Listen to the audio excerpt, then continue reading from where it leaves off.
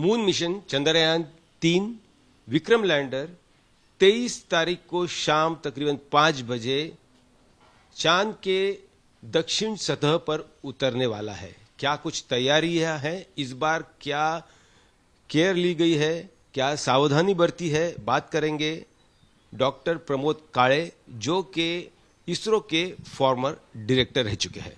Sir, क्या कहेंगे इस बार क्या क्या सावधानी प्रिकॉशंस इसरो ने ली हुई है कि इस बार तो सफल होना है और दुनिया में देश का परचम लहराना है? एक ध्यान में आ गया था कि चंद्रयान-2 का जो ऑर्बिटर है वो ऑर्बिटर अभी भी पूरी तरह से काम कर रहा है। तो इसे ये ध्यान में आ गया कि ये चंद्रयान-3 के लिए अभी फिर से ऑर्बिटर भेजने की ज़रूरत नहीं है। तो जो भी कुछ उसका वजन कमती कर सकते थे वो कमती कर दिया, और ये अपना जो यान है उसके लिए जो ईंधन है उसको बढ़ा दिया है ताकि हमारे पास ज़्यादा ईंधन हो और थोड़े दिन और भी लग जाए तो कोई तकलीफ न होनी चाहिए। जब चंद्रयान-2 का जो प्रॉब्लम ध्यान में आ गया तो एक लक्ष्य उसको ध्यान में आ गया उसको कि कुछ खामियां रह गई थी। वो खामियां कम करने के लिए फिर से पहले से उसका जो सॉफ्टवेयर था उसको बदल कर दिया गया। उसके अंदर पहले 5 इंजन थे, उसकी जगह 4 इंजन बना दिए। उसके जो लैंडर के विक्रम लैंडर के जो 4 पैर है उसको भी ज़्यादा मजबूत कर दिए गए और उसके अंदर अच्छी तरह से काम कर सके इस तरीके के शॉक एब्सॉर्बर्स भी लगा दिए गए। अब ये अपना जो चंद्रयान-2 का जो ऑर्बिटर है उससे अभी भी हमें वहाँ की तस्वीरें मिलती है जहाँ हमें जाकर उतरना है।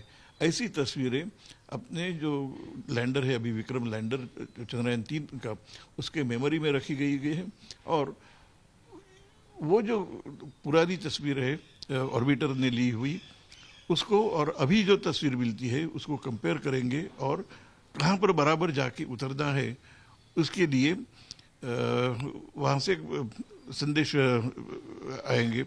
और ये जब काम चालू हो जाएगा कि जब यान पहले एक 1.6 किलोमीटर पर सेकंड इतनी गति से जाता है उसकी गति कम करके एकदम कम करके 1 से 3 मीटर पर सेकंड इतनी गति उसकी कम कर दी जाएगी ताकि वहाँ जाके उतरने के बाद हल्का सा शॉक लगे, बहुत ज़्यादा सा शॉक न लगे। गुरुत्वाकर्षण जो होता है धरती का अलग है, चांद का 1/6 ही है, उससे क्या परिणाम होता है? उसको मनूवर करने के लिए और भी कुछ बारकाइयाँ सावधानियाँ बरतनी पड़ती है?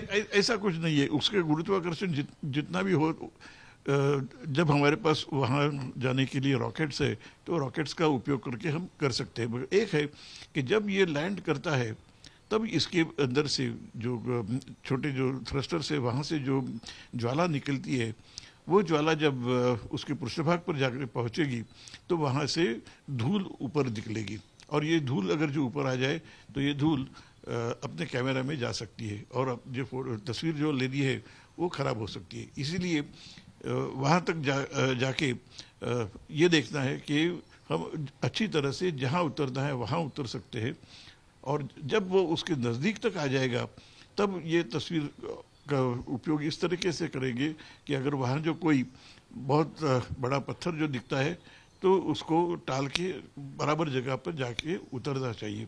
इसके लिए अब इसके अंदर एक लेज़र का अल्टीमीटर जो उसकी ऊंचाई मापता है, वो पृष्ठभाग से कितना दूर है ये मापता है, ऐसा रेडियो का भी एक दूसरा अल्टीमीटर वहाँ लगाया है। उसकी गति क्या है ये नापने के लिए भी 2 यंत्र लगाए गए हैं। तो ये इसका उपयोग करके हम वहाँ चंद्र के पृष्ठभाग पर अच्छी तरह से उतरेंगे, ऐसे मुझे तो पूरी खातरी है, ऐसी कामना भी है।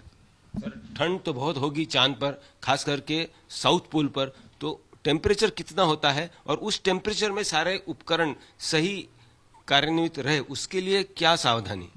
एक तो हम ऐसे दिन पे जाके वहाँ पहुँचने वाले हैं कि मानो कि ध्यान में आ जाएगा आपका भी कि 15 और 16 अगस्त को अमावस्या थी, 30 अगस्त को राखी पूर्णिमा है, तो उसके बीच में 23 अगस्त को सप्तमी नहीं तो अष्टमी होगी। अगर जो सप्तमी नहीं तो अष्टमी जब वहाँ पर है, जब हम वहाँ लैंड करेंगे तो वहाँ सूर्योदय हो गया होगा। अगर जो सूर्योदय हो गया होगा तो वहाँ का तापमान थोड़ा सा बढ़ता रहेगा, जो पहले बहुत ठंड था वो बढ़ता रहेगा, और उसके बाद अगले 14 दिन के लिए हमें सतत सूर्य प्रकाश मिलता रहेगा।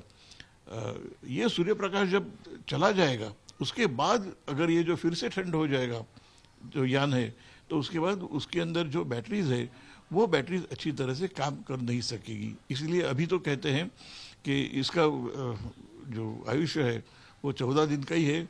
अगर जो उसकी बैटरी टिक जाए तो उससे आगे भी हो सकता है।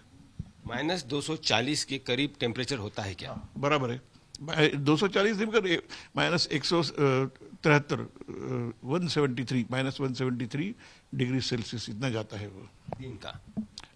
नो, जब वहाँ रात होती है, वहाँ जब दिन होता है तो टेम्परेचर बहुत बढ़ता है और वो 120 डिग्री सेल्सियस तक चला जा सकता है।